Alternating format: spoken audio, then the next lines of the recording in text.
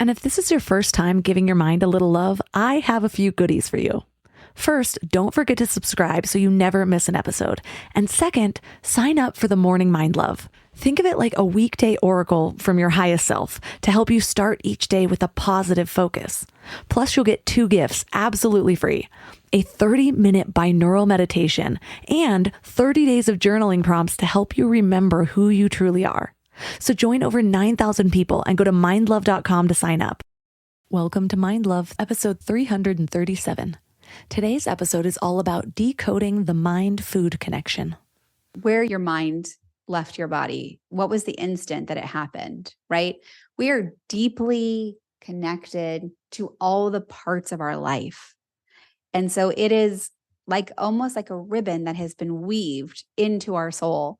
And so here, it could have been your coworker who totally triggered you. But the reality is that came from your youth. And so it doesn't actually necessarily matter so much. It's just how you're going to respond. You're going to master this, right? You're going to say, I accept that this is how I feel. And I can't change anybody who made me feel this way, but I can now choose to respond in a way that is healthier for my body.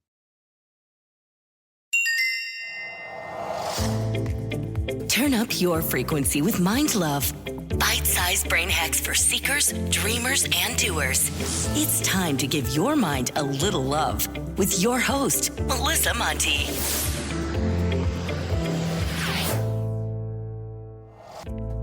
If this is your first time giving your mind a little love, don't forget to subscribe to the show. Mind love is a habit, and the more you give your mind that love and intention, the better you'll feel about yourself and your life. Plus, it's really a win-win because more subscribers means Mind Love attracts even more amazing guests to bring you their wisdom. So don't forget to subscribe. Have you ever felt trapped by your own thoughts about food and eating? Like you're stuck in a cycle and you can't get out? Just describing it this way sends me back. My struggle with bulimia was dark. It was one of the hardest periods of my life. Some days I wouldn't even leave my house because I was caught in this back-to-back cycle of binging and purging, ending with a swollen throat and a hoarse voice. Maybe your struggle isn't as extreme as mine, although maybe it is because it is more common than we'd like to believe. But I think a lot of us, especially women, can relate to this pattern. Eyeing food that we know we shouldn't, trying to resist, then obsessing over it until we cave. One turns to too many and suddenly the box is empty. Then the aftermath comes. Guilt, self-blame, or worse, reaching for more food because, well, we've done the damage, why not go all in? And the cycle continues. But it doesn't have to. My relationship with food has been a whole evolution. At one point, I remember thinking how liberating it would be to get to a place where food was just fuel, not pleasure. Well, now I've even moved past that. Food can definitely be pleasurable, but the real wholesome kind of pleasure, not that addictive pleasure. I used to dream of appreciating food the way what I thought a French woman does, rather than with that frantic energy like a party girl in the Hollywood Hills at 3 a.m. chasing the last line of Coke. Specific? Well, this topic in general is a little tricky for me because I have different views than a lot of the experts. So I'm going to be real about that right now. You'll hear me discuss this in the interview. And I'm diving into it because I value the shades of gray. I think different things work for different people. I'll lay out the range of thoughts here so you can find your own fit and decide what works for you. But the part I'm talking about is that there is a big push against labeling any food as bad. And I agree that no one should feel shame around what they eat. But for me, learning how my body reacts to certain foods was a game changer. Realizing that a lot of processed foods are engineered to be addictive shifted the blame away from my so-called lack of willpower to actually just understanding the science behind it. So understanding that certain foods are more filling while other foods made me feel like a bottomless pit helped me stop blaming myself and my own body. And so I guess I can get on board with the no food is bad outlook, but I actually don't classify all things as food at all. Some are lab creations to me, and some people feel like that is a form of shaming.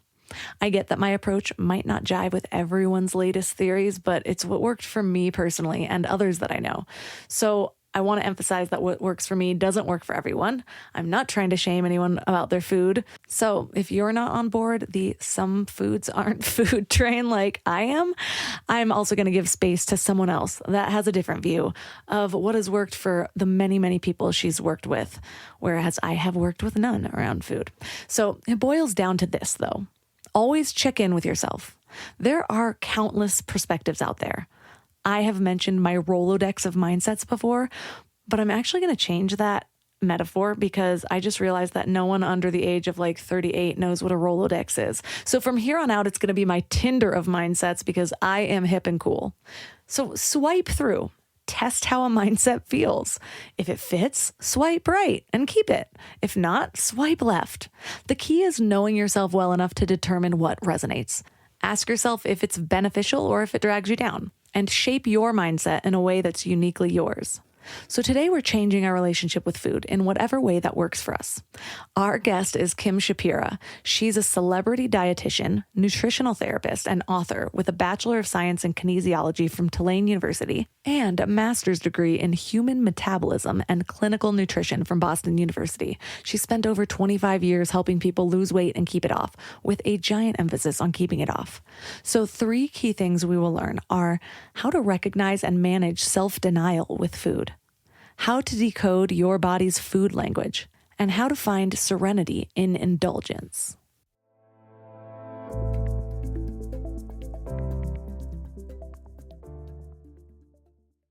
Can we talk about back to school chaos for a second?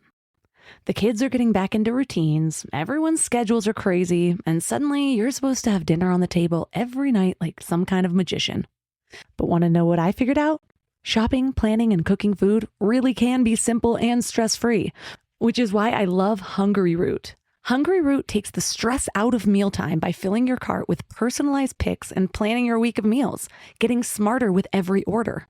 With over 15,000 recipes to choose from each week, many ready in just 15 minutes or less, it's a huge lifesaver on those busy weeknights.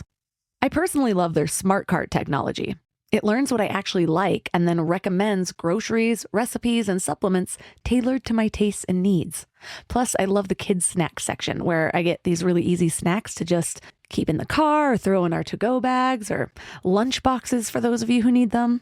They screen out over 200 additives, including high fructose corn syrup and artificial sweeteners. They only source high-quality meat and seafood with no hormones or antibiotics, and they carry trusted brands like Oatly and Vital Farms. The time that I have gotten back has been incredible. Take advantage of this exclusive offer. For a limited time, get 40% off your first box, plus get a free item in every box for life. Go to hungryroot.com/mindlove and use code MINDLOVE. That's hungryroot.com/mindlove, code MINDLOVE to get 40% off your first box and a free item of your choice for life. hungryroot.com/mindlove, code MINDLOVE. I've hired a lot of people over the years, and I can tell you the biggest mistake that most business owners make. They think posting a job and waiting is a strategy, but it is not. Stop struggling to get your job post seen on other job sites.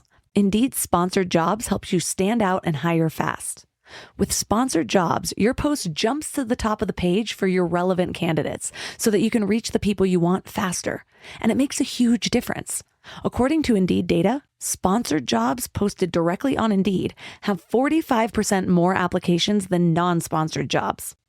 One of the things that I love about Indeed is that it makes hiring so fast because the best candidates are already there, actively looking. Plus, with Indeed sponsored jobs, there's no monthly subscriptions, no long-term contracts, and you only pay for results. How fast is Indeed? Well, in the minute I've been talking to you, 23 hires were made on Indeed, according to Indeed data worldwide. There's no need to wait any longer. Speed up your hiring right now with Indeed. And listeners of this show will get a $75 sponsored job credit to get your jobs more visibility at Indeed.com/mindlove. Just go to Indeed.com/mindlove right now and support the show by saying you heard about Indeed on this podcast. Indeed.com/mindlove. Terms and conditions apply. Hiring? Indeed is all you need. This episode is sponsored by BetterHelp. Can we talk about how overwhelming wellness advice has become? Cold plunges, gratitude journals, screen detoxes, morning routines. It just feels like there's advice for everything these days. But how do you know what actually works for you? I've been down that rabbit hole, trying every new trend, buying every new course, following every guru, and it is exhausting. And honestly, a lot of it just added more noise to my life. With all the information overload about mental health and wellness, it can be a real struggle to know what's true and what actions to take. That's where talking to actual professionals comes in. Therapy helps you cut through all that noise and figure out what you actually need, not what some influencer is selling, but what works for your specific situation. It can teach you how to set boundaries, trust your own judgment, and be the best version of yourself. BetterHelp is the world's largest online therapy platform with over 30,000 therapists. They have a rating of 4.9 from 1.7 million reviews, and you can join a session at the click of a button and switch therapists anytime if it's not the right fit. Instead of drowning in generic advice, you get personalized recommendations from someone who actually knows what they're talking about. As the largest online therapy provider in the world, BetterHelp can provide access to mental health professionals with a diverse variety of expertise. Talk it out with BetterHelp. Our listeners get 10% off their first month at betterhelp.com/mindlove. That's BetterHelp, HELP.com/mindlove.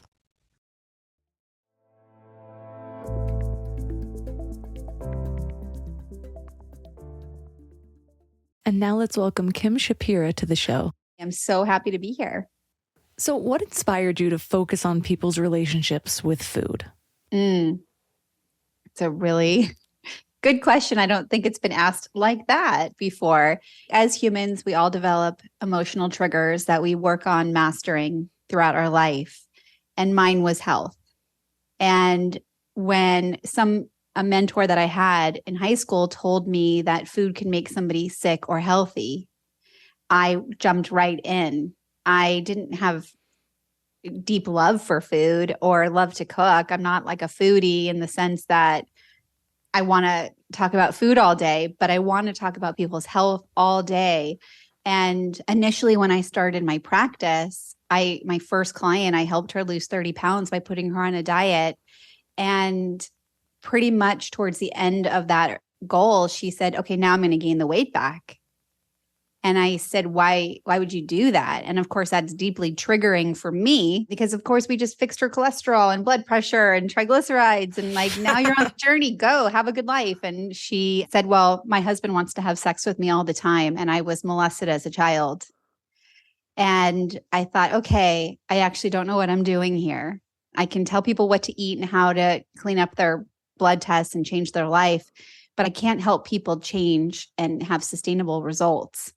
And so I did a deep dive in all the things that I was missing, neuroscience, spiritual psychology, quantum physics, and started recognizing that, oh my gosh, people eat the same way that I shop. And as I started healing myself, I started using those methods and helping people. And so that's what inspired me, is that I feel like I have the answers to help people have a sustainably healthy lifestyle. I might need to talk to you about your plan for shopping after this, but I want to start with plan. So there you go. Okay, cool. Well, I want to start with the story that your client told you. I had a pretty severe eating disorder. I dealt with bulimia for about 10 years. And what I found later on when I was on my healing journey was how much our relationships with food are tied to, especially sexual assault, but it starts with other things too. How does our relationship with food begin? And what are the things that can derail it? Yeah, so loaded, so loaded. Again, we're back to these little humans, that we started out being, and our influences are our parents and their parents and their parents and the communities that we live in and the restaurants that are available, the foods and the types of food and the price of food. I mean, there's so many threads that I'm seeing in my mind as you're asking me that question. And then it comes down to where it lands exactly on you at the exact time. And so, for instance, I was a sick kid, obviously I have a health trigger, And I had just come out of the hospital. I was 12. It was 1986.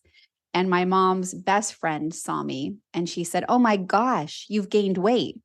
Now, I heard her say, "Kim, you look healthy." And depending on how it lands for somebody, that could have been a very pivotal moment to change anyone's course on their life. Right. And so it really is a deeply loaded question. And then again, like our parents had so many limitations. I'm 50.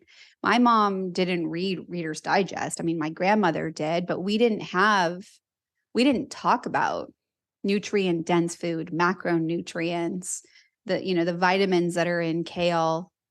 We didn't talk about these things at all. So deeply loaded, and we're all a work in progress. All of my 90s babies friends are like, wait, so Pop-Tarts aren't a fruit? Like, I feel like we had the worst health revolution, like this specific age group. It was all about processed foods. I had no idea what was healthy. What I thought was healthy were fat-free cookies. And I was like, oh, Yeah. Perfect. This means I can eat 12 of them because there's no fat. I was only looking I at love fat. those snack wells. I know. They were soft on the top, crunchy on the bottom, a little bit of Oh my chemical God. aftertaste. It was so That's when I was in grad school, and that's why I went to grad school. I mean, you talk about like people saying food is healthy or unhealthy, snack wells. I needed to know why people were afraid of fat. It makes sense. When I look back at my just history with food, it was so tumultuous. Clearly, I had an eating disorder for a very long time, but in college, there would be days where there would be something fun happening and I would choose to stay home because I was in the middle of a binge purge cycle. That would be like all of the money I had in my bank account. I would be taking my roommate's food. I feel horrible about that now. I remember I worked at a tanning salon and people would come in. They had like Mystic Tan packages, unlimited, and somebody would come in and pay cash for a Mystic Tan, and I would take the cash and use it at the fast food restaurant across the street and just log it in under somebody else's account. And so it's funny when I really reflect back, this is like drug addictive behavior around food. And when I was in high school, I was sexually assaulted, and soon after that, I gained a lot of weight. And I thought that it was because I went and got the Depo shot and it messed with my hormones. But I also see clearly that's when my binge eating really took off. I remember specifically being at a sleepover and there was like a bowl of M&Ms and I was eating them and somebody said something like, "Oh, I've had too many." And I remember actually reflecting in my mind, like, what does that even mean? Since I'm already eating a lot, I might as well eat all of them. It was like I couldn't stop that. And I was like, I already feel too full. So might as well just have this feeling only tonight instead of now and then later when this settles. Yeah. And so reading about the connection between those things, I'd read stuff like, well, it's your way of almost gaining weight to create some sort of safeguard around your body or to like insulate your body, protect yourself. And when I was in it, that didn't make sense to me. When I got out of it, I started to really see clearly the patterns. And so I'm curious, when you've worked with people, how do you identify those things that have really affected people? And does knowing them help them to move through it? Or is it just something like, if you need to look, you can look, but you don't have to? Yeah.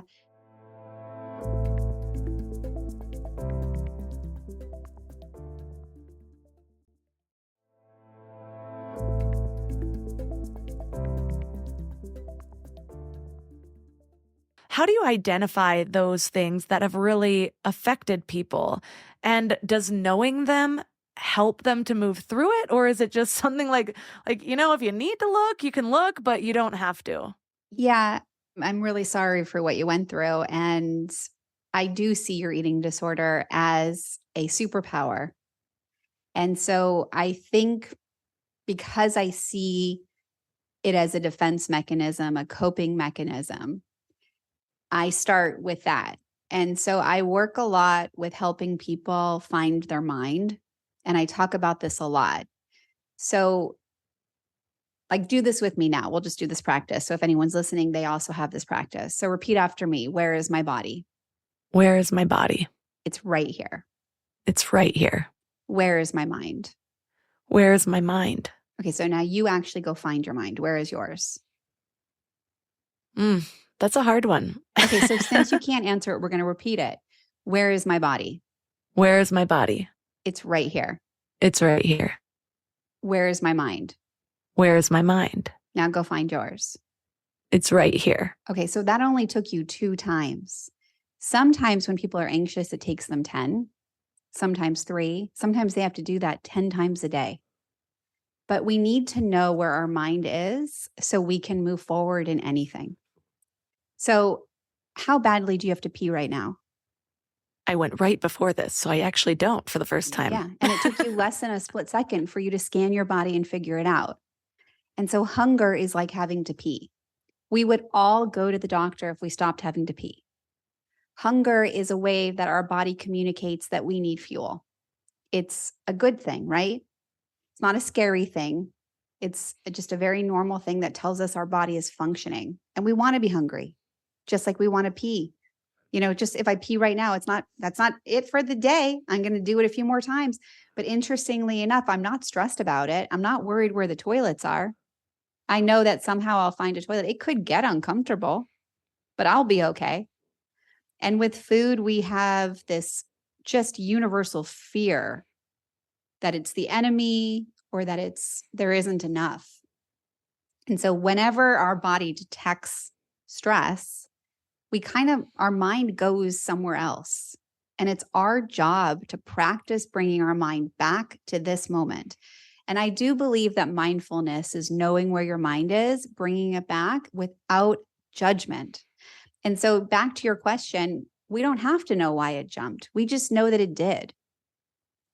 And so if you and I were having this conversation right now, and all of a sudden your alarm goes off in your house, you're probably going to say, you know what, Kim, I'm sorry. Hold on 1 second. I got to turn that panel off.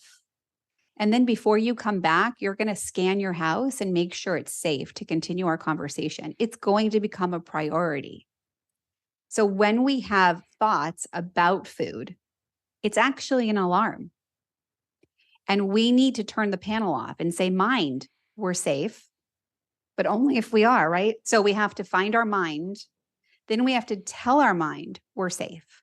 Our mind produces 60,000 thoughts a day in response to something you see, smell, feel, hear, or touch. That's not you producing those thoughts. You're taking credit for them. That's like saying, Melissa, how many times did you ask your heart to beat? What about your lungs to breathe? No, our body is self-regulating, self-healing. Its job is to help us survive in the most pleasurable way. So if we're having a thought about food, it's always an alarm. And it could mean that we're hungry. And it could mean that we're really stressed. It could mean that it's more fun than the way that my body feels right now. Either way, we have to bring our mind to this moment. And if it's anything other than hunger, we have to be able to scan our body and say, okay, my chest is tight. Okay, I feel uncomfortable in my skin. And then this is an opportunity for us to say, what would I tell my best friend to do? Eat? Would I tell my best friend to eat when they're stressed? That's what I do. Would I tell my best friend to eat because it's more fun than not? No, we would say the food is right there. You can have it when you're hungry. Look up from the food. Look around. See who's in the room with you. Call a friend, right? We need to properly cope with the moment we're in. We're not going to like all the moments, and we can't predict the stress, right? And so we just need to be more responsive to the stress. And then food becomes fuel. You should absolutely love the food you're eating. You should also keep in mind you eat 21 times a week. You're going to eat hundreds of meals a year. You can't remember any of them. And you need to be here in this moment. And you need to practice gratitude. Because of the length of time that I had an eating disorder, and even before my eating disorder of bulimia officially started, I had disordered eating. I had started binge eating way before that. Bulimia was actually kind of my way of fitting into this box that I thought was appropriate while continuing being able to binge eat. But I remember it was 3 to 4 years after I had had my last binge. I was on this healing path. Well, I think I had one randomly in between that, but my life was wildly different. And I remember feeling so free. That's what kept me from doing that, is this feeling of freedom, because the amount of times I would find myself in this, I'd be in the middle of a binge purge and I'd be like, oh my gosh, I can't get out of this. And I could see my moments just cycling over and over again. And it felt like a mental disorder, because it was. Yeah. But I remember it was even 3 to 4 years afterwards, and I had this realization that I still didn't fully understand what hunger felt like what it really meant to be hungry. I was eating on this cadence that felt good to me, so I wouldn't binge and I wouldn't starve. And the only time I really felt hunger was when I was too hungry, because I would notice it. I would feel lightheaded and irritable, Course, I was because we're hangry. animalistic. We Yeah. have less control. Yes. Again, And not a Melissa thing. This is a human thing. Yes. And so what is the process to even really knowing that we're hungry if we're still kind of in the midst of these negative patterns? Yeah. So compassion is not an easy thing to come by, it turns out, right? To say we're sorry to ourselves for what we're experiencing and what we're going through, and being mindful again in this moment. I feel really bad about the way that I feel, and my body also needs food. We live inside of our bodies, right? We poured our souls into these bodies, and then we made an agreement that we would take care of it and it would take care of us, and we were going to live in this body. And it gives us messages all day long. And so really leaning into that relationship with, I love my body, not maybe the way that it looks, but I love that it can smell and think and function. And I can help it in so many ways, turning to that kind of relationship rather than resisting, restricting, hating. No one's going to love you more than you love yourself. There's 2 quotes that I often say. The first one is, perks of being a wallflower: we accept the love we think we deserve. And I'm not coming from a place where the rest of your relationships look like. I'm coming from a place of, how do I love myself? What does that look like? And the second quote is, I changed it a little bit because it has the word illness and I use the word disordered eating. If this disordered eating right now feels like a cage, please try to hear me. The door is unlocked and you are free to go. And the reason people stay in the cage is because it's comfortable. And we operate from a place of making decisions based on fear or trust. And so we don't trust what the outside of the cage looks like. We have to create and imagine. We have to dream and build. And that's going to require love. Tell us about our rational versus irrational brains, because I feel like people don't always realize that you can switch from one side to the other, and then they're in their irrational brain and wondering why it's not thinking logically. Yeah. Well, irrational brain is a temper tantrum, right? So we have them as kids, we have them as adults, and we probably don't even see it. But what it really looks like is, and the way that I would use it is with food, right? So I would say almost 100% of people, all right, maybe 98% of people wake up in the morning and think food is fuel. Food is fuel. They know it, they believe it, and then they become emotionally triggered in some way. Again, back to, we can't predict the storm, right? It could be a phone call. It could be you just got your report card. It could be a deadline. It could be you were up all night with a crying baby. It could be a sick baby. We can't predict the storm, right? And so anything could trigger us based on these first emotional triggers that we develop in the first 6 years of our life, plus anytime we go through something traumatic in our life. For me, 9/11, COVID, every single person alive is emotionally triggered by it. It could be they wanted to leave their house, they didn't want to leave their house. everybody has a different story playing out. Anytime you go through something traumatizing, we develop new triggers and then we work to master them in our life. And so the triggers are the actual storm. And so what happens is we kind of flip our lid and our mind leaves our body and goes to that trauma bond that you have. And we have to practice bringing it back. So a rational mind knows that food is fuel. An irrational mind thinks food is the enemy, or food is fun, or food is comfort, or food is my friend. Again, anytime we think food is anything other than fuel, it means we are not okay. It means we need to bring our mind back to our body. And that's the work, right? So our job is to put space between the thought to eat and the action to eat. We want to work on that space. So we want to be able to go from irrational to rational. We want to find our mind. And a couple ways to do it are grounding things, right? Taking deep breaths, humming, meditating, smelling beautiful scents like aromatherapy. Lots of ways to ground ourselves so our mind can be in our body, so we can scan, because once we know what our body's feeling, then we can move forward. We have to accept the moment we're in before we can. I see a trend online these days around giving people permission to eat what they want. And I'm going to clarify that because, of course, that sounds obvious. But you say that food is fuel.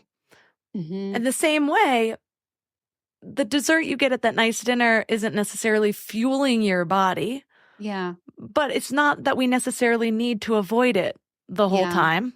Like there is that room for indulgence. So where is the room? How do you know? Love it. Yeah. So the title of my book is called This Is What You're Really Hungry For. And I'm just curious what you think the answer is. I have a wild relationship with food. I have gone through all sorts of So you think it's food? Trends. Well, did you ask what my relationship with where it comes from? I said, what do you think the title, what do you think the answer is? This is what you're really hungry for. Got you. Yes, I know that often we meet our emotional needs with shopping, food, all the things. So usually for me, it's an emotional thing. Yeah. So I would say the answer, in my opinion, my professional opinion, is peace. Peace around wellness, peace around food. Just imagine if we didn't have to run to the doctors or be worried about things. Peace. We're looking for peace. And so if we're working on a sustainable long-term relationship with food, what we're actually looking for is normal. And so if the answer is normal, and we're using these 6 rules that I use to develop a value system around self-love and taking care of my body with food, then we're actually creating that peace. We don't want to work in a place where we're perfect. We want to be progressive always. I don't want to have to know, yesterday I might have had 5 cups of water. I know I need 8. And I want to be intentional about it. I know how much better I feel when I do 8. And so if I recognize that I did 5, I'm not beating myself up or persecuting. I'm not ashamed of this. I'm more intentional today to make sure, and here I am halfway through the first 4 today. I put it on my desk at 7:15. So I'm setting myself up for success. It's not the end of the world if it doesn't happen. So normal eating looks like birthday cake on Tuesday. It doesn't mean I need cake on Wednesday, Thursday, and Friday. It means I have a normal relationship with food. I eat primarily when I'm hungry. And the thing about our body is that it thrives in consistency. So if we have cake on Tuesday and we weren't hungry for it, and we go right back to listening to the needs of our body on Wednesday, Thursday, and Friday, it's like the cake never happened. The problem is when we have cake on Tuesday, and just like you said when you were a kid, I already did it, I might as well keep going. That's when we start seeing weight problems. So again, normal just means not using words like treats, indulgence, rewards, but seeing food as food. So the first rule is to eat when you're hungry. The second rule is to eat what you love, but there is a comma and it says, make sure the food loves you back. We are looking for sustainable health. If you're getting headaches, tearing eyes, diarrhea, bloating, nausea, gas, joint pain, guess what? That food doesn't love you back. Why are you eating it? So then we go back to this relationship. Do you stay in a relationship with someone who hurts you? Would you continually go to a restaurant that's poisoning you? What are you doing? Why are you doing it? Let's talk about the way you love yourself. We have choices when we're talking about ice cream. You don't have to have the one made from eggs and milk. Come on, right? We can love ourselves a little differently. What about if you try eating it when you're hungry? What if you have that as your breakfast, lunch, and dinner? Oh, you don't want it for breakfast, lunch, and dinner? That's interesting. I wonder if you're in a sugar spiral. I wonder if you're eating it because you're addicted or craving it and has nothing to do with hunger. Let's deal with that, right? There's always a place for it, but it's not an everyday thing, is it? Maybe. I don't know. We have to talk about it, right? So did that like clarify or make sense a little bit, or what are your thoughts? Yeah, that makes 100% sense to me.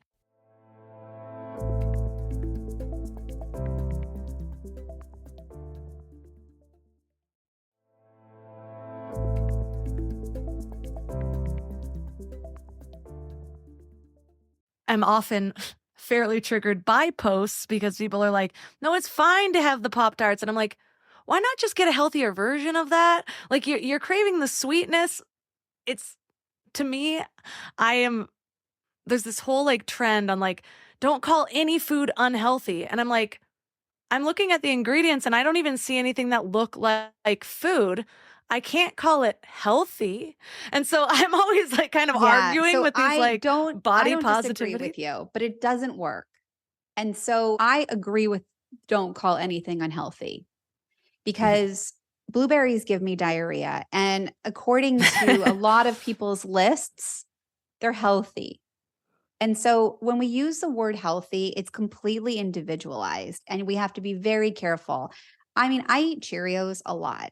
Oats do not bother me. I have lots of clients who can't eat oats, who are affected by the oats, right? I can't call something healthy, but I can call it food. And you need to know what your body is experiencing and how your body is feeling so you can then take better care of your own body. So I understand what you mean, how you're being triggered by that. And I can appreciate that. And I would probably unfollow them. Yeah, I do. And also one of them's a close friend of mine. And so I'm just like, I can't unfollow you. Like, move on. But I guess for me, I totally understand because it's not like everything I eat is like just a fruit or just like organic meat, although most things are. Like I said, I'm probably the most extreme of the people I know on how I've curated the food because I know what makes me feel good. That's it. And for me, the highly processed is where I'm like, even that we don't call unhealthy. No, we don't. We don't call it unhealthy. And so you've had a long, journey where you've actually paid attention to your body and you've made adjustments so you can feel good. This is news to some people. They're so stuck in diet culture and threatened, like you're saying, by all of these different posts. I mean, people are having celery juice because their neighbor did, and they're not understanding why they're having diarrhea. So you have to start all by yourself, figuring out, what do I love? I mean, I have a client who has been restricted her whole life, and she's in her 60s, and she wanted to lose weight, and she yo-yo diets. So she started off eating pastries for 3 weeks in a row. That's how she started. It wasn't what I recommended. That's how she took my message, eat what you love, make sure the food loves you back. She lost 10 pounds in those 3 weeks, which is appropriate weight loss for somebody who is following all 6 of my rules. And then she decided she didn't want pastries anymore. That is growth. That's growth. If I said pastries are bad, Pastries are unhealthy. She would be thinking about pastries for the rest of her life, but now she knows she can have them. We didn't talk about the fat content, the trans fat. We didn't talk about the starches. We didn't talk about these things. We talked about eating when you're hungry, cutting it in half, trusting you can have more, seeing how you feel. And she did. And that's what she ate. And now she doesn't. That's growth. That's what you want, right? That's what I want for people. I want somebody to find something that is sustainable. If we label food as good, bad, I should, I shouldn't, it's healthy, it's unhealthy, then we are staying in this futile cycle. To me, dessert is very interesting, like Thanksgiving, which is, people seem to eat like they've never eaten before, and then they go for pumpkin pie or whatever it is. What if they waited 2 hours, they went for a walk, they played some games, and it would be so much better for their systems, right? That's an idea. But the reality is you just ate. How are you hungry for pumpkin pie? Where is that going in your physical body? Do you pay attention to what your body needs? If you have a gas tank, do you try and overfill it? Do you trust you can get more gas? Right? And so we have to change our mentality.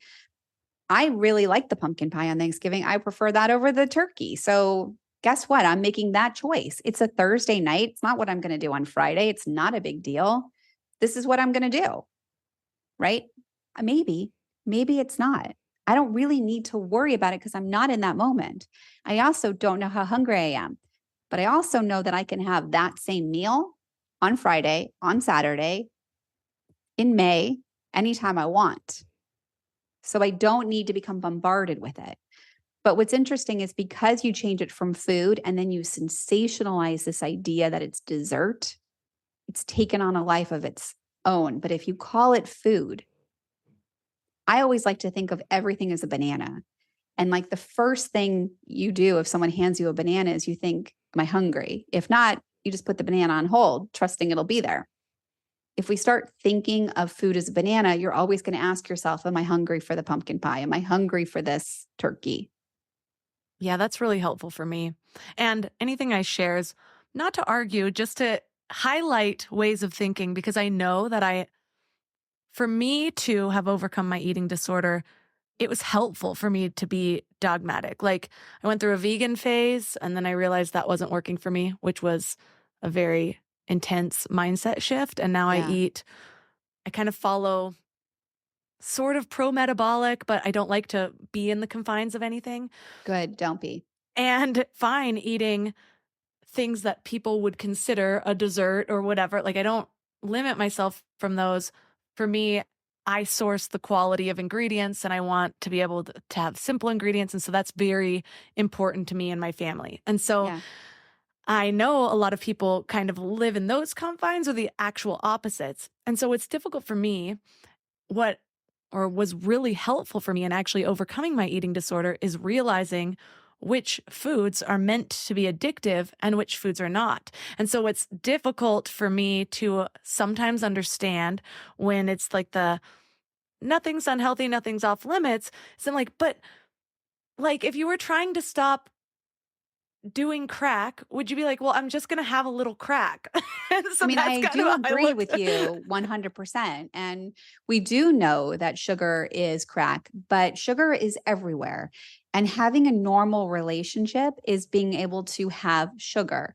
So when you think about the ingredients, like I want my clients to be able to eat in Los Angeles, in Italy, in North Carolina, and in Mexico, and not think this is going to screw up everything. We are normal eaters, which means you eat wherever you are, when you're hungry, and you do not worry about it. And you go right back to who you are when you're home, but it stays the same. This is normal eating, right?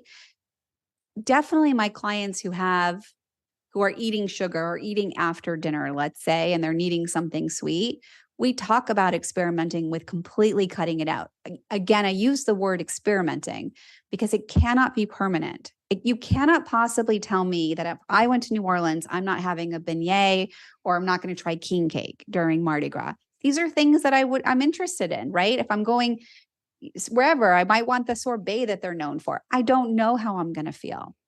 So experimenting with taking it out only so you can feel what crack does to your body makes it really easy for you next time you eat it to recognize that you're instantly in a withdrawal spiral. And you can find your mind and say, this is because I had king cake yesterday. I don't actually need it right now. I'm not actually hungry, but it'll be there when I want it.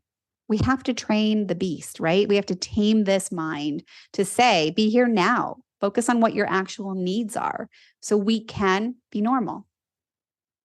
I have a friend who really struggles with sugar addiction. And so she's always talking about it, then restricting, then binging, and then has read things about like giving up sugar altogether and tried that for 30 days, felt amazing, but realized it wasn't sustainable.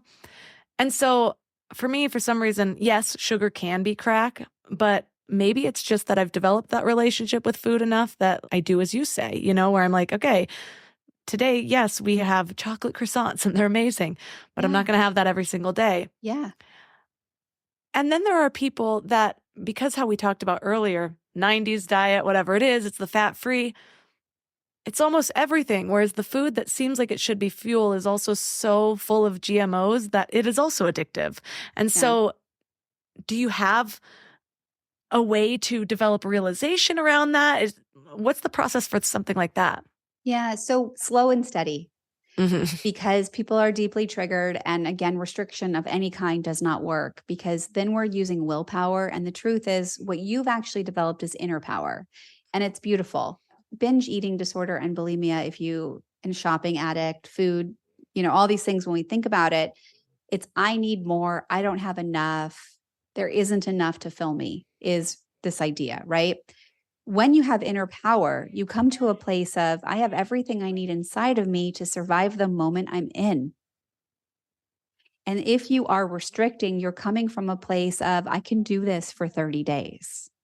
And you are totally setting yourself up for a binge on day 31. That makes a lot of sense. I've had to do that with types of food, with alcohol, with party drugs, with all of the things. And so to me, it's more about the process and that inner feeling. So you're right. And also I have been able to do that and able to develop that inner power. One of the steps was really learning how to identify my triggers so that I wasn't lost in a disempowered spiral and then being like, where did all the work go? Yeah. And so how do you recommend that people begin to get in touch with what those triggers are so they can develop more awareness around them? Well, therapy is great. Meditation is amazing. Long walks are awesome. Recognizing, maybe even journaling, where your mind left your body. What was the instant that it happened, right? We are deeply connected to all the parts of our life. And so it is almost like a ribbon that has been weaved into our soul. And so it could have been your coworker who totally triggered you. But the reality is that came from your youth. And so it doesn't actually necessarily matter so much. It's just how you're going to respond. You're going to master this, right? You're going to say, I accept that this is how I feel. And I can't change anybody who made me feel this way, but I can now choose to respond in a way that is healthier for my body. I love meditation practices. I love energy practices. I love yoga. I love being connected to my body and really working on somatic energy and releasing and letting go of things and coming from a place of real compassion, of even apologizing to myself. I mean, it's interesting. When I wrote this in my book, my mom said to me, and I have a very loving family, which most, a lot of people do, but we're still triggered in a very loving family. I had a 25-minute drive to an hour drive every Wednesday from Calabasas to Westwood to go to UCLA Hospital. And I was 12 and I was about to see 4 gynecologists. And my mom said to me, don't cry, we'll go shopping. And it's a moment where when I reflect on it, I know she tried her best to be as supportive and loving, but what did I probably need in that moment was it's okay to cry. It's okay to be scared shitless. And we're going to go through this and it will all be okay. We're going to have some tough experiences. And so really recognizing, well, that made me almost have to be superhuman, right? I'd have to not cry in hard times. And so these threads that are kind of weaved through our life, they're important to recognize. But I also know with such gratitude that I'm so happy that I get to be here now and I get to help so many people. And it was that experience that helped me be here. That is such an easy slip as a mom. Totally. I was realizing I had to correct my own behavior. I had a new baby and it was just overwhelming trying to figure out how to deal with a toddler and a new baby. We're also in the middle of moving and we're usually very intentional about screen time. But there was a period of about a month where we just had to use it kind of a lot. And we're like, all right, we're just going to do really good when we get into our new place. And there was a couple meltdowns where it's just like, okay, I can't do this. Let's turn on. He likes to watch If You Give a Mouse a Cookie on Amazon Prime. He calls it Mouse and Moosey. And then I realized like the next week, every time he'd cry, he'd be like, I need Mouse and Moosey. And I'm like, oh no, here's where it starts. We immediately need a more intentional coping behavior because I don't want him to be like, I can't handle this. Let me immediately zone out. It's just like, these are the things we talk about as parents. And I thought I would never do it. And I'm already realizing there's a pattern that's been created. I mean, the thing is like I said, I had a very loving family. And I love my family. I have 3 daughters. There's no way that they're unaffected by me. There's no way I'm not triggering them in something, This is where we develop them. I'm doing the best that I can. I really am trying. I interviewed a woman once that claimed that she was like, her life is she just sees auras the whole time. And she had her kid and she said something and just saw his aura drain and turn into a different color. She's like, even me. It's like, and just seeing the immediateness. And I'm like, oh my goodness. Yeah. So that's like vibrational. That's magic. That's us. We are magic. Yes. And so once we realize that our minds flip into threat mode, we have this opportunity to start training our minds. And really the goal is to make our mind and body unaffected by the threat mode. And so would that first step be what you said, where you immediately locate your mind? Yeah, it would be, well, I think you would recognize that your mind is not in your body. So yes, same thing. Yeah. Like I said, you can use that. Where's my body? Where is my mind? Or you can do, what time zone is my body in? What time zone is my mind in? And whatever you do, you bring it back. And like, I really always refer to Karate Kid here. Like Mr. Miyagi, had the Karate Kid constantly waxing on and waxing off. And the kid was like, how much longer am I doing this? And he's like, you're not done yet. Keep going. And that was a practice that he didn't know until the neighborhood kid tried to attack him. And he waxed on, waxed off, and he automatically had the skills to fight back. And so the practice is all day long, finding your mind. It is probably the single most important thing because our mind, which is doing its own thing, like I said, is also wanting to be 47% of your day sleepwalking. And so in order for us to have real change, we have to be intentional. When I was attempting to heal from my eating disorder, I did a lot of things for a long time. And I would have periods of maybe a month, maybe a week, maybe 3 months. And then I would kind of have a new spiral. And sometimes it would last just one day. Sometimes it would be like another month of all of my patterns back again. And I started to notice that the changes became longer, more sustainable, or longer periods of time when there was more balance in my life. When I started yoga teacher training, that was a big step. I think the final one was actually when I found love. Like I felt this instilled sense of worth that I hadn't really fully felt, really probably my whole life.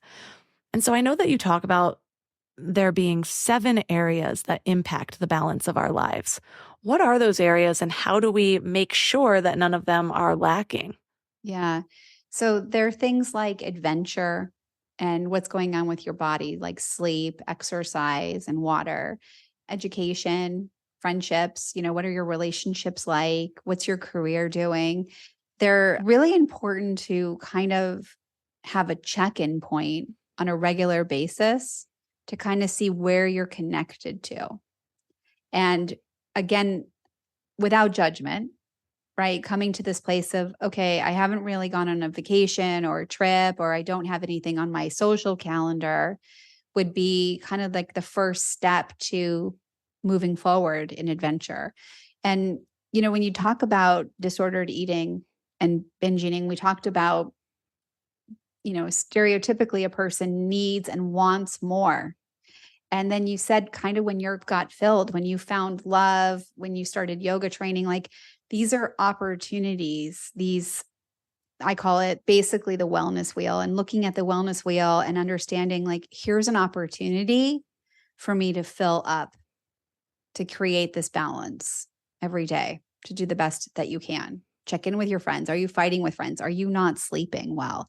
If I'm not sleeping well, it's on my mind all day. I'm so tired. I'm so tired. I'm so tired. I mean, what kind of vibration is that? And so if you haven't gone on vacation or you're worried about money, then your mind is constantly on this loop. And so bringing your mind to, okay, I'm here now. I'm safe, because your mind needs to know you're safe. And here is my plan for money. Here is my plan for adventure.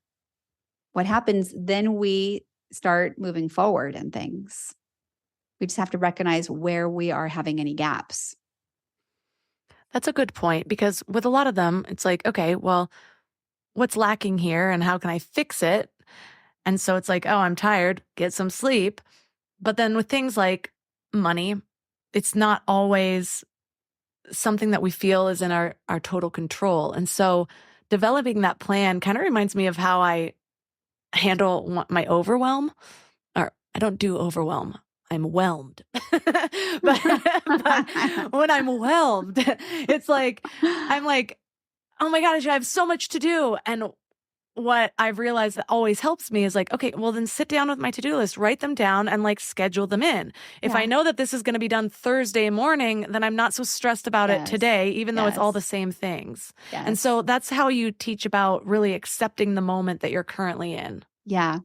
Right. Like sleep, there can be so many sleep issues. We have problems falling asleep, staying asleep, waking up unrested. And just even reminding our subconscious, sleep is for rest. I have a list of the things I need to do, and I'll check back in with them tomorrow. I don't need to think about them tonight, right? Having just this regular conversation with ourselves that now I'm driving. I'm going to put my driving mind on. I'm not going to space out here, right? Sleep, I'm going to put my sleeping mind on. We need to just have time for all of it. You mentioned that you have rules for managing your relationship with food. Yes. Let's touch on those now. So I use the word rules because I think about it like kindergarten. And I know that it's a very triggering word. So I'm sorry if anyone is affected by this word, but it's almost good to understand that this is a trigger. So you can then recognize that this is like more like a set of values. Like, would any of us leave the house without brushing our teeth? We probably didn't like that rule. But we've come to like really understand and appreciate it. So kindergarten is kind of a place where we learn how to play on the playground. And we can't possibly build a house on a foundation that is not solid. And these 6 rules create that solid foundation. They're non-negotiables. I often think of a moral compass. And, just to like for fun, if I said to you, oh my God, I have the best idea, you would light up, you'd get excited. You'd be like, what is it, Kim? And then I would say, let's go rob a bank. And then you would laugh at me and say, wait, that's a terrible idea. That totally would ruin my life. Which bank? Just kidding. All right. But people's diet compass is kind of broken, and yet they're still paying attention to it. And so these rules, which then become your value system, are to replace your broken diet compass. So you don't think robbing a bank is a good idea. right after you ate or or in any way you don't think robbing a bank is a bad idea. And so they are simply in a way to honor your body and pretty much eradicate most diseases. So we're going to go with that. They're all based on science. And the first one is you eat when you're hungry. So this tells me that your body is ready for fuel. Everything is in its place. You're not stressed. You're not anxious. You're here now. Your body needs fuel. You start with half of your normal portion. So you're not using the portion that the chef prepared or the label on the box. You're paying attention to, do I need an apple or a turkey burger right now? You're cutting it in half. You're eating it slowly. You're chewing your food, which is how we break it down so we can absorb and digest it. And then you're coming back in 15 minutes and checking in to see if you need more or you don't need any more food. Because that's when leptin, the hormone that tells our mind we're satisfied, doesn't kick in for 15 minutes. So we could eat all of our food in 3 minutes and be over full on minute 16, or we could eat half of our food and in minute 16 recognize that was actually enough food because I'm going to eat again in 2 or 3 hours. Our entire body thrives when our blood sugar is regulated. And we do that by eating every 3 hours. So the second rule is to eat what you love and to make sure the food loves you back. The third rule is to eat without distractions. This is cravings. This is emotions. This is TV. This is your iPad. This is focusing on why am I thinking food is a good idea and let it just be hunger. Rule number 4 is 10,000 steps every day, which the average American gets 3,000. We really need to bump that up for so many reasons. Rule number 5 is 8 cups of water. This is the way that we filter everything. And it's kind of like the secret sauce for keeping us really well. And the last rule is 7 hours of sleep. The average American is getting about 6.5 hours of sleep, and they're obese. And so what we know when you're not sleeping is that it's such a stressful state your body is in that it wreaks havoc on your hormones and causes weight gain. So those are the rules that really become non-negotiables. And when we look at your pattern of healing, it wasn't perfect. And if you had to be perfect, you would have given up. But if it was something where you can be progressive and you can say, gosh, this one lasted 1 week, this one lasted 3 months, that's like, you should champion that so much because we have a very long life ahead of us and we need to be active and we can't give up on ourselves just because something's not perfect. Looking back on my evolution with food, even though veganism didn't end up being right for me, I ended up experiencing joint issues and brain fog and fatigue, and I really had a hard time admitting it was my diet because of this reason. But this reason was also the thing that helped me so much was the identity factor of it. Like my mom said at one point, she's like, you have more willpower than anyone I know. And I was sitting with that for a while and I was like, I don't have any more willpower than the average person. It's that I've learned how to identify with the changes that I want to make and become the type of person who does something. Yeah, and veganism had so many things wrapped around that, like, oh, the animal rights, the whatever it was. And so when I was moving beyond that, I had to like brainwash myself. I had to go read all about, the animals that are killed in the vegan diet and like all these other things. And I'm like, okay, now I can feel just as good for regenerative farming, what this is doing to my body, how I'm absorbing it. And so that's my process. But I think what I've found in talking to other people who have made big life changes, that identity part, like I'm the type of person, and it doesn't need to be who eats this or who eats that. It's just who takes care of my body, who listens to my body. Adding that in reduces the need for so much willpower when you're making the changes. Yeah. You had conviction. Yeah. It's important. Well, thank you so much for all of the research that you've put into this book. It's so helpful because I know that food is just, it's like so many people's first major addiction, whatever it is, like just the relationship with it, whatever that manifests for the individual's minds and bodies. And so for listeners who are interested in learning more about working with you and your book, where's the best place for them to connect? Probably on Instagram.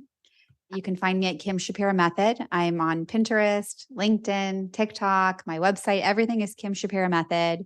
And I have a masterclass available if you're not interested in private sessions, or I have groups if people really do want to meet and get support weekly. And of course, my book, This Is What You're Really Hungry For. This was such a fun conversation. And I feel like you're such like a champion and a role model. And thank you.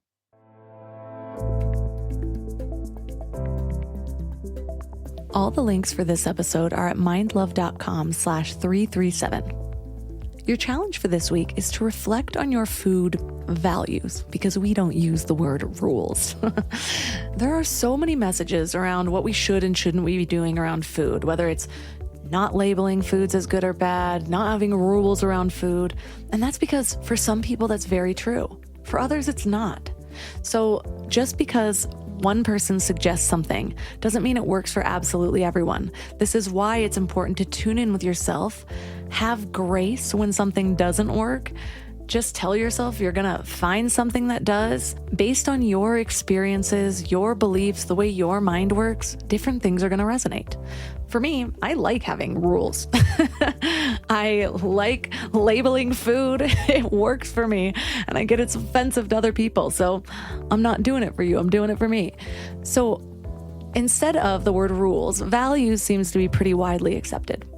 What do you value? For me, I like food that makes me feel good. I still eat the indulgences, but I try to buy the high quality versions.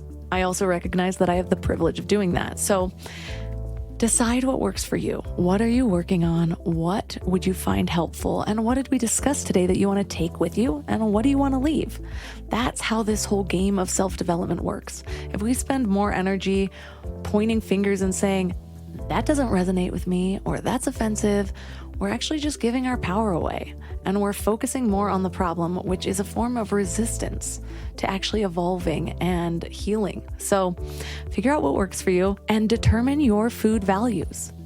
Are there any rules, guidelines that you can stick to that does enhance your relationship with food? For me, quality of food is very important. Also, I'm very mindful of food combinations when I'm eating. And if you want to find all of my amazing sponsors, head to mindlove.com/sponsors. Also, Soul Strength launched this week. It's so exciting. We have an amazing group of people that are all moving towards their big vision. So if you missed the boat and you are interested, reach out to me. We can get you on the wait list. We can see what we can do, but you want to be one of the first on there because there are always limited spots, and this one sold out completely. And finally, if this episode was helpful, please consider sharing it. Just tap that little share button, send it directly to a friend, or take a screenshot and tag Mind Love Melissa and Mind Love Podcast. And that's all for today. So thanks for giving your mind a little love today, and I'll see you next week. Thanks for tuning into Your Higher Frequency with Mind Love. Head to mindlove.com for a free gift to keep your vibes up until next week.